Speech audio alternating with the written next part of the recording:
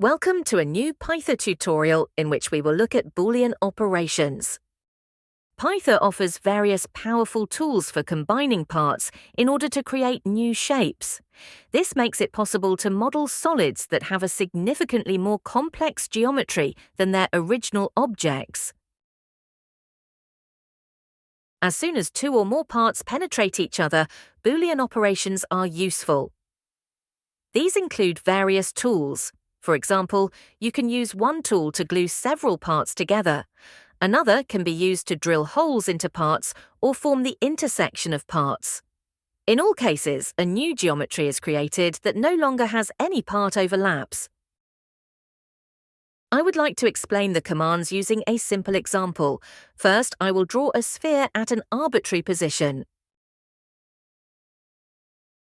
I enter 600 millimeters as the radius. Now I copy the sphere in the positive z direction. I pick 2 points to define the distance and the direction of the displacement. The result is two separate parts that penetrate each other and can have their own attributes, such as materials.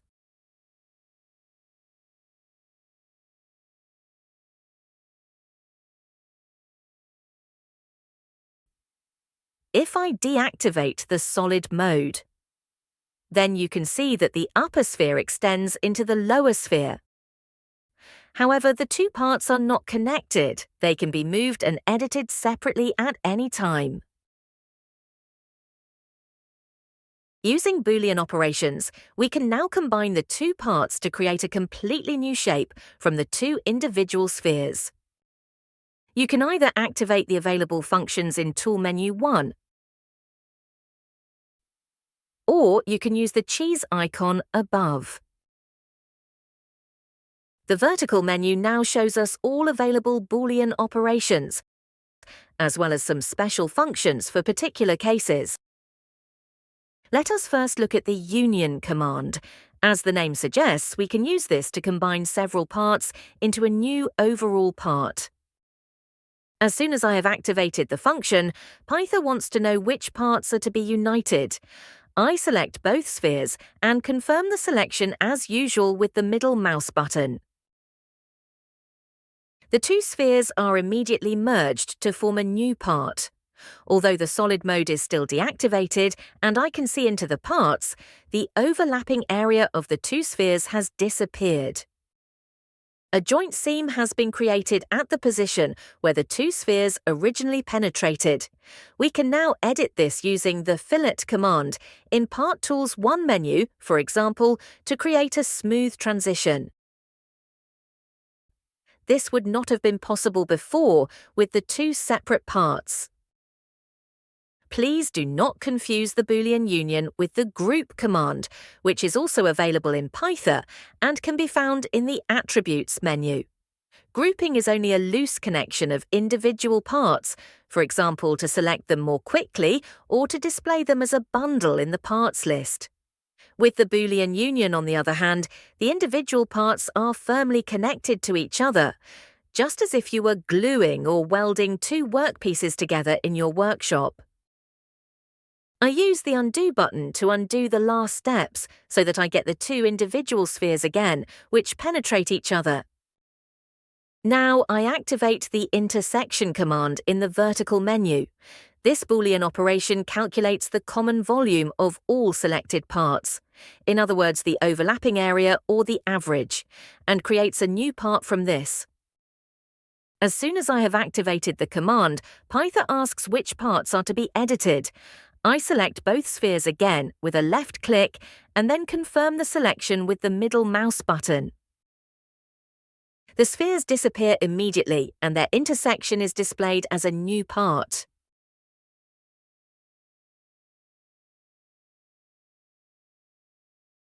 Of course, you can also apply this command to more than two parts. For example, if I rotate copy both spheres around their center.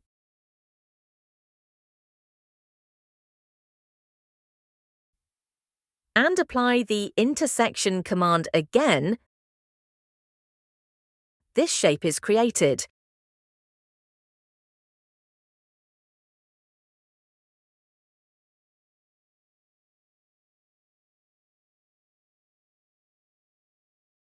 Again, I use the Undo button to undo the last steps and return to my two individual spheres. Next, I use the difference function. The Boolean difference is an operation in which the volume of one part is subtracted from the volume of another part. This means that parts create holes, dents, or niches in other parts. With the previously used union and intersection commands, it didn't matter how many parts I selected, and the order of the part selection did not matter either. However, this is different with the difference command. You should therefore follow the instructions in the query field. In the first step, this prompts you to select the part that is to remain as the body. I now left-click to select the part that is to remain in my project. In other words, the part into which I want to press the holes. As I can only select one part at a time at this point, I do not have to confirm the selection with the middle mouse button. The query field immediately asks the next question, and now wants to know which parts should be subtracted from the previously picked part. I select the top sphere. You can see that the query field still shows the same prompt. This is because I'm allowed to select several parts at this point, so I press the middle mouse button to confirm my selection.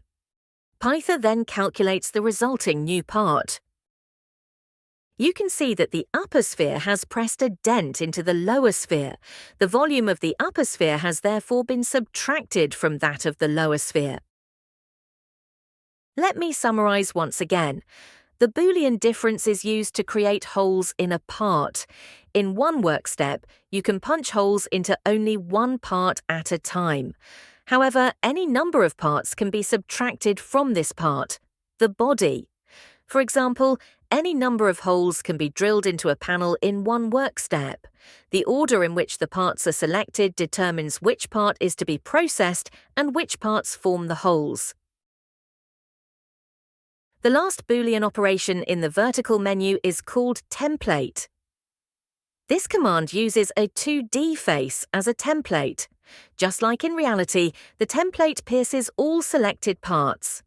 A hole is created that has the cross-section of the template. To demonstrate the command, I will first switch to the Faces menu to create a template face. Here I use the shamrock command. I simply confirm the values suggested in the dialog.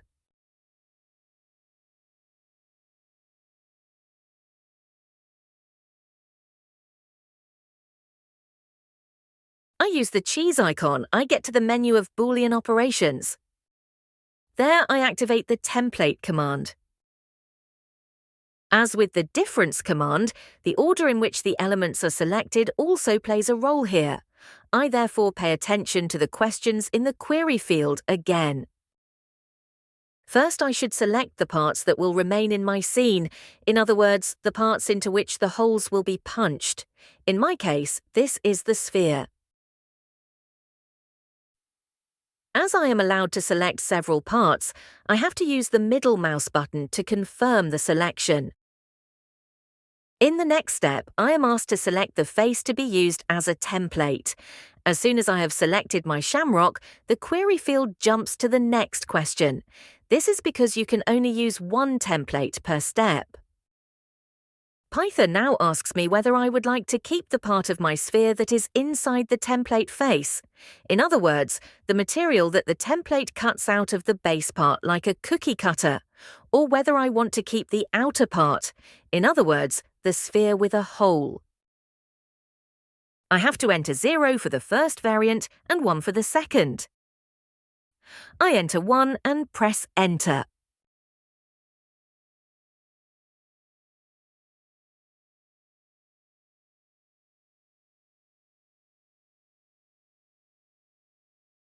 As already mentioned, the template can pierce several parts at the same time. Let's take a look at this application as well. To do this, I have copied the sphere horizontally and vertically, and used the Face menu to draw a circle that I want to use as a template. Now I copy these parts by 3,500 millimeters along the x-axis. For better clarity, I now assign a new material to the spheres that I have copied.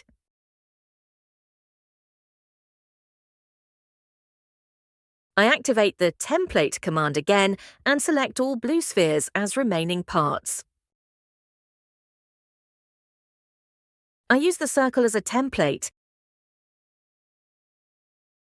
By entering the number 1, I define that I want to keep the area outside the template. Press the Enter key to remove the unwanted area of the spheres. I repeat the process on my copy.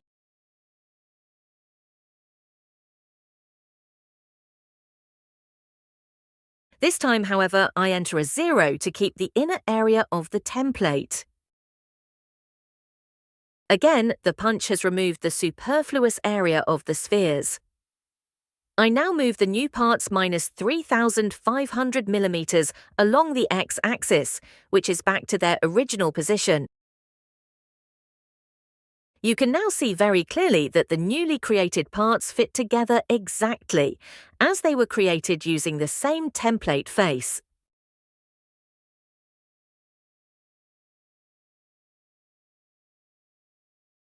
One of the most important applications for Boolean operations is the creation of wall openings for doors and windows.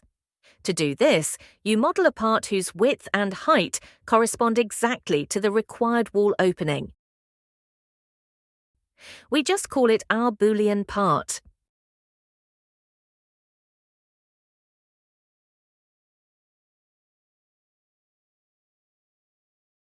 The depth should be chosen so that the Boolean part protrudes slightly from the wall on both sides.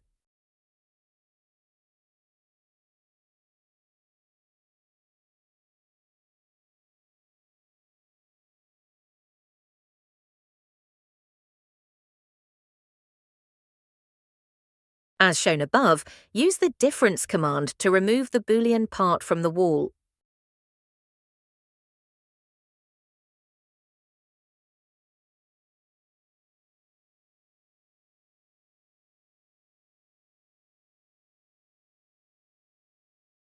Please also remember, if you push the Boolean part just a little way into the wall, you can create niches of any depth.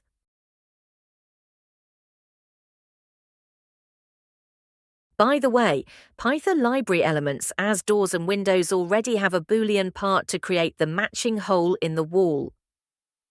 These Boolean parts have the special part name minus. As soon as such a part is dropped using the drag and drop command or the clipboard command, Pytha automatically performs the Boolean operation difference. The part with the name minus then directly creates a corresponding hole. This means that you do not have to call the Boolean operations yourself. Tip: you can easily change the size and position of holes and indentations in Pytha using the move points or extend command. With both commands, you can work interactively, as I am doing here, or enter exact numerical values.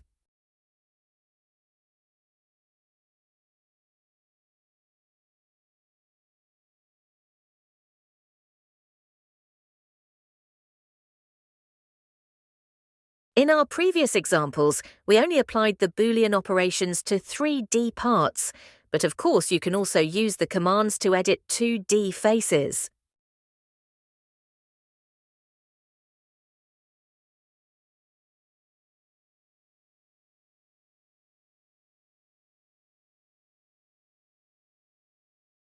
I hope you enjoyed drilling holes and gluing parts, and I look forward to seeing you again in my next tutorial.